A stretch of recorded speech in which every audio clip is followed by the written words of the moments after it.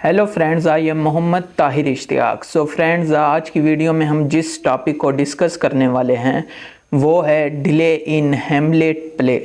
So let ना करते हुए अपनी वीडियो को स्टार्ट करते हैं। फ्रेंड्स देखें, ये जो क्वेश्चन है ना कि हैमलेट प्ले में डिले है भी या नहीं, तो ये काफ़ी कंट्रोवर्शियल है। तो इसके ऊपर काफ़ी डिबेट है। कुछ क्रिटिक्स कहते हैं कि हैमलेट प्ले में डिले मौजूद है, जबकि कुछ क्रिटिक्स का जो ओपिनियन है वो बिल्कुल ही उलट है। वो कहते हैं कि इस प्ले में बिल्कुल भी डिले नहीं है। जैसे कि कुछ क्रिटिक्स हैं जिनमें वेडर भी हैं, तो वो कहते हैं कि हैमलेट प्ले में कोई भी डिले नहीं है। और कुछ क्रिटिक्स हैं जिनमें स्टॉल काफ़ी नुमाया हैं, वो कहते हैं कि अगर हैमलेट प्ले में कोई डिले भी है तो वो शेक्सपियरियन डिले है, यानी कि वो सिर्फ शेक्सपियर ने कहानी को बढ़ाने के लिए डाला है। देखिए फ्रेंड्स, अगर हैमलेट शुरू में ही क्लॉडियस का कत्ल कर देता और अपने बाप की मौत का बदला ले लेता तो कहानी आगे ना बढ़ पाती, बल्कि कहानी शुरू में ही ख़त्म हो जाती। और हमें मालूम है कि हैमलेट जो है वो आखिर में जाकर अपने बाप के कत्ल का बदला लेता है, और इसी तरह कहानी चलती ही रहती है। तो फ्रेंड्स, अब जो हैमलेट प्ले में डिले है, हम उसके एक्सटर्नल कॉजेज़ को डिस्कस कर लेते हैं कि आखिर इस डिले के एक्सटर्नल कॉजेज़ क्या होते हैं। सो फ्रेंड्स, इसके एक्सटर्नल कॉजेज़ में ये चीज़ आ जाती है। देखें, जैसे भी कोई भी किसी भी मुल्क का बादशाह होता है तो वो कभी भी यानी कि अकेला नहीं होता, उसके गार्ड वगैरह उसके इर्द गिर्द होते हैं। और जो क्लॉडियस है वो एक निहायत चालाक सियासतदान भी था और बादशाह भी था। उसे पता था कि हैमलेट हो सकता है कि अपने बाप के कत्ल का बदला ले, तो इसीलिए वो अपने पास काफ़ी सारे स्विस गार्ड वगैरह रखता था अपनी प्रोटेक्शन के लिए, और वो हर वक्त दरबारियों से घिरा रहता था। तो हैमलेट के पास ज़रा भी ये मौका नहीं था कि वो क्लॉडियस को सबके सामने मार दे।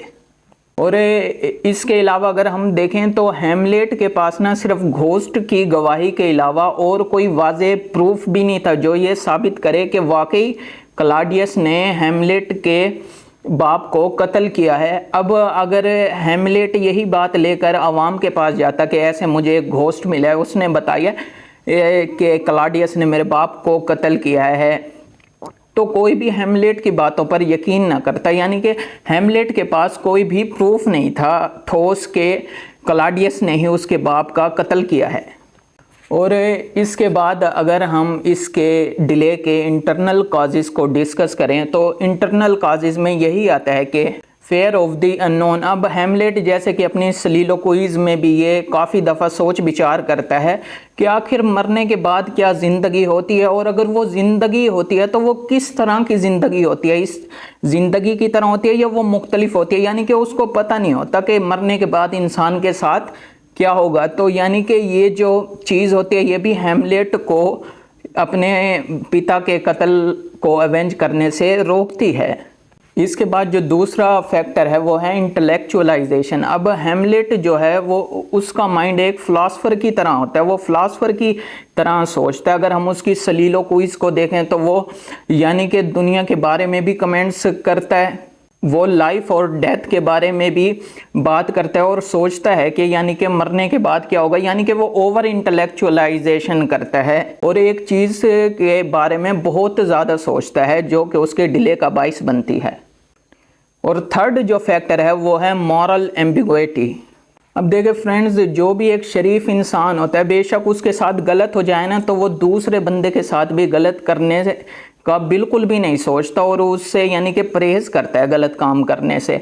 अब हैमलेट को पता है क्लॉडियस ने मेरे बाप को मारा है, तो अब हैमलेट भी क्लॉडियस को मार सकता है, लेकिन जो हैमलेट की मोरालिटी होती है ना वो उसको अपने बाप की मौत का बदला लेने से यानी कि रोकती है। हैमलेट सोचता है मैं क्यों आखिर एक और इंसान को कत्ल करूं, बेशक उसने मेरे बाप का कत्ल किया है लेकिन मैं उसका कत्ल नहीं कर सकता। तो ये एक चीज़ और होती है जो हैमलेट को के एक्शन को डिले करती है।